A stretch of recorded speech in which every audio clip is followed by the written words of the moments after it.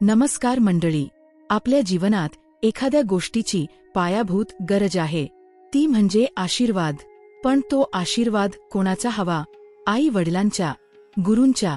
हो, पण सगळ्यात आधी हवे असतात आपल्या कुलदेवतेचे आशीर्वाद. आज आपण जाणून घेऊ कुलदेवता म्हणजे काय, त्यांची सेवा आणि पूजन कसे करावे आणि त्याचे खरे फायदे काय आहेत. हा फक्त एक धार्मिक विषय नाही, ही एक आत्म्याशी जोडणारी शक्ती आहे. प्रथम आपण बघू कुलदेवता म्हणजे नेमकं काय. कुल म्हणजे आपलं वंश, आपली जडणघडण, आणि देवता म्हणजे त्या कुलाचे रक्षण करणारे दिव्य शक्ती स्वरूप. प्रत्येक कुळाचा एक कुलदेव किंवा कुलदेवी असते. ही देवता आपल्याला जन्माला येण्याआधीपासून जप्त असते आणि पुढच्या अनेक पिढ्यांचे संरक्षण करत असते.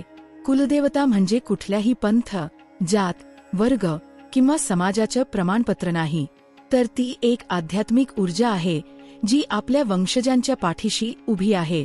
आता आपण बघू कुलदेवतेची सेवा का करावी. काही लोक विचारतात, कुलदेवतेची पूजा नाही केली तर काय होतं? त्याचे उत्तर फार सोपं आहे. जसं एखाद्या झाडाची मुळं न खतावल्यास ते झाड सुकतं, तसं कुलदेवतेपासून दूर गेल्यास आपले जीवनात संकट वाढतात.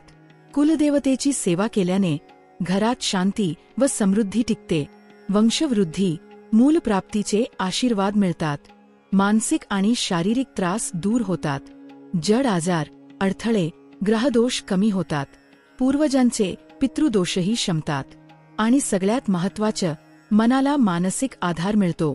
आता आपण बघू कुलदेवतेची पूजा कशी करावी. कुलदेवतेची पूजा ह्या 3 प्रकारे केली जाऊ शकते. पहिली पूजा म्हणजे वार्षिक कुलदैवत दर्शन.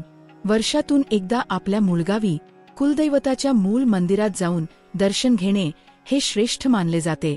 तिथे नवस खेळणे, पूजा करणे, अभिषेक, ओटी भरणे हे पूजनाचे भाग आहे. दुसरी पूजा म्हणजे घरात दररोज पूजा, तसेच घरात विशेष दिवशी विशेष पूजा. घरात कुलदेवतेचा फोटो किंवा मूर्ती असल्यास रोज किंवा विशिष्ट दिवशी पाणी, गंध, फुलं, तूपदीप, नैवेद्य अर्पण करणे. कुलदेवतांचे बीजमंत्र किंवा नामजप करणे, स्तोत्र म्हणणे. तिसरी पूजा म्हणजे संकटसमयी विशेष पूजन व नवस बोलणे. एखाद्या अडचणीच्या वेळी कुलदेवतेला नवस करून पूजा करणे. नवस पूर्ण झाल्यावर मंदिरात ओटी भरून प्रसाद वाटणे, ही श्रद्धेची पूर्तता करून नवस फेडणे. अशा प्रकारे कुलदेवतेची पूजा केली जाते. आता आपण बघू कुलदेवतेशी नाळ जोडण्याचे फायदे काय काय मिळतात. आपली कुलदेवता आपल्यासाठी काय करते हे समजण्यासाठी कोणताही पुरावा लागत नाही. हे नातं भावनेचं, श्रद्धेचं आणि आंतरिक ऊर्जेचं असतं. जर तुम्ही सतत अपयश, घरात भांडणं, मूल न होणे, आर्थिक संकट, मानसिक अस्वस्थता यांचा सामना करत असाल तर एकदा नक्की तपासा, काहीतरी हरवतंय का. कदाचित कुलदेवतेचा विसर झालाय. त्या क्षणी पूजा करून मागा, माझ्या आयुष्याचा मार्ग दाखवा, रक्षण करा. तुमचं मन सांगेल तुम्ही योग्य पद्धतीनं चालायला लागलात. कुलदेवता ठाऊक नसल्यास काय करावे. बऱ्याच लोकांना माहितीच नसते त्यांच्या घराचं कुलदैवत कोणते आहे. अशा वेळी आई वडिलांकडून विचारावं, आजी आजोबा, नातेवाईक यांच्याकडून चौकशी करावी.